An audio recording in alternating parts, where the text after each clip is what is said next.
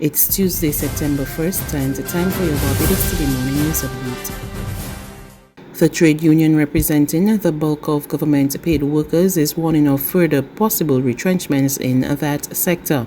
General Secretary of the National Union of Public Workers, Delcia Burke, cautions that if tourism is not soon restored to at least half of its pre-COVID levels, the Mia Motley administration will not be able to retain the current workforce numbers. Contending that tourism is what will save Barbados, Burke said she hopes visitors will start returning in their numbers soon now that the country has reopened to commercial travel. I am hoping that now that the borders have reopened, that we are able to get tourists in Barbados. So I think that is what will really save Barbados, and because I know if tourism does not come back to at least half of what it was, 3/4 of what it was, the government will not be able to continue to hold strength really to employ the numbers they are employing. So I am hoping that the other sectors, tourism, agriculture to a lesser extent, and manufacturing, start to look up again so that government will be able to continue to employ the numbers that they are employing. Meanwhile, the National Union of Public Workers is on the hunt for a new General Secretary. That's because Delcia Burke, who currently holds the post, will be leaving the job on December 31st after 34 years of service to the union, 2 of which were spent as General Secretary. Burke, who took over from Roslyn Smith at the beginning of 2019, told Barbados Today the National Council has already set up a committee to start the process of selecting a successor. She says she's happy with her achievements and her time as General Secretary. I enjoyed it. As I said, it came at a rough time, but I enjoyed it. It is always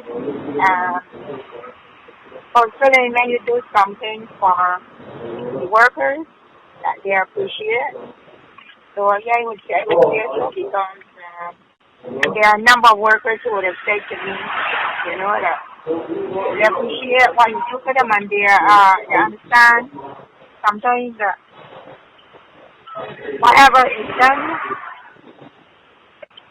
and let me put it another way, no matter what you try to do, is not you cannot always succeed at the level that you want it to, but I think they appreciate that you are trying to also appreciate that in this time it is not easy to be a trade unionist, and persons appreciate accept what you do for them, and they're appreciative. Public school principals will be requesting more funds than usual from the Ministry of Education as they embark on the rollout of a new academic year amid the COVID-19 pandemic. President of the Barbados Association of Principals of Public Secondary Schools, Juanita Wade, and her counterpart at the Association of Public Primary School Principals, Hyacinth Harris, both indicated that in addition to increased sanitation, secondary school principals will be seeking major upgrades to the telecommunications infrastructure when the annual estimates are submitted. We submit estimates, and we have a discussion on the estimates of individual schools, and then we discover what has been allocated based on what we ask. But yes, everybody would want to have more money in order, for example, to upgrade the internet facilities at the school. That's one big area for sure. Sanitizing stations, those kinds of things would be new things. And therefore, I would expect that people, in addition to what they normally ask for, that people will be asking for. Barbados's agricultural sector grew by 16% between January and June. Word of this from Minister with responsibility for the sector, Inda Aware, who said the performance came in the face of the COVID-19 pandemic and continuing drought conditions. Prior to the COVID shutdown, we had projected an increase in production for non-sugar agriculture. We worked out a plan, one which I presented in Parliament as well. And we had identified 685 acres of land to go into production, which at the end of the period, at the end of June, we were up to about 757 acres, so we surpassed the target. Some crops did not do very well or did not do as good as expected because of the prolonged drought. And those crops would be like cucumbers and okras, carrots. We've had an increase in yam, edibles, and we've had a significant increase in not more food crops. Sweet potatoes were down compared to last year, but they're up when compared to previous years. So last year obviously was an exceptional year. And many of our herbs, etc., are also on the increase. Beets are on the increase. And it shows that the sector is performing extremely well in spite of the challenges with the drought. There's regional and international news after this short break.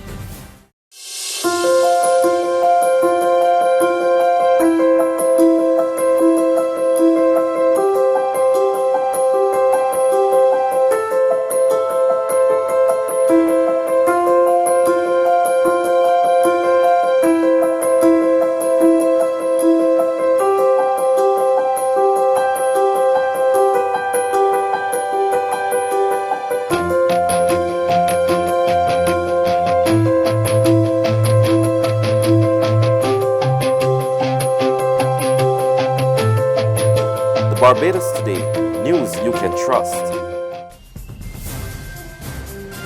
To news from our regional neighbors now, another Caribbean country surpasses the 1,000 mark for COVID-19 cases.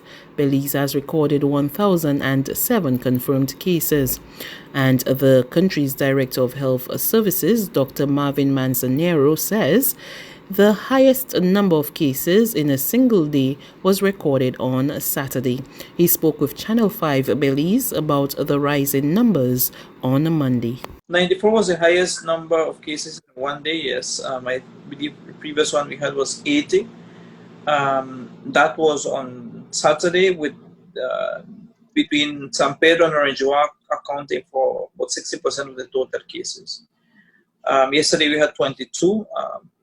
Again, the good amount of those from Orangewock, and today we have 14 new cases, 10 of those in Orangewock. So you will notice in the infographic that now the vast amount of cases are from the Orangewock district.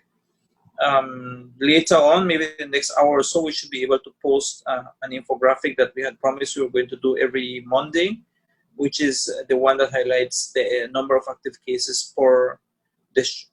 Doc, with these increasing number of cases in Orangewock, is it safe to say that at this point there is community spread there in the district itself? Well, I'm sure that if you go back to look at each case individually, you can find them attached to some cluster. What we're finding is bigger clusters, and they're usually family situations. I mean, I had said last week that in some communities we are testing almost entire families, and that's where people are turning out to have bigger groups that are infected, is in family situations. And I don't think that is going to go down. We're still very much troubled by the notes we get that people are still having big parties, family get-togethers, and those situations. And finally, on the international scene, the head of the World Health Organization, Dr. Tedros Ghebreyesus, says the organization fully supports efforts to reopen economies and societies, but it must be done safely as countries around the world continue to battle the COVID-19 pandemic. WHO fully supports efforts to reopen economies and societies. We want to see children returning to school and people returning to the workplace, but we want to see it done safely. At the same time, no country can just pretend the pandemic is over. The reality is that this coronavirus spreads easily. It can be fatal to people of all ages, and most people remain susceptible. If countries are serious about opening up, they must be serious about suppressing transmission and saving lives. This may seem like an impossible balance, but it's not. It can be done, and it has been done, but it can only be done if countries are in control of transmission. The more control countries have over the virus, the more they can open up. Opening up without having control is a recipe for disaster. It's not one size fits all. It's not all or nothing. That's news. But for the very latest, visit us at www.barbadostoday.bb.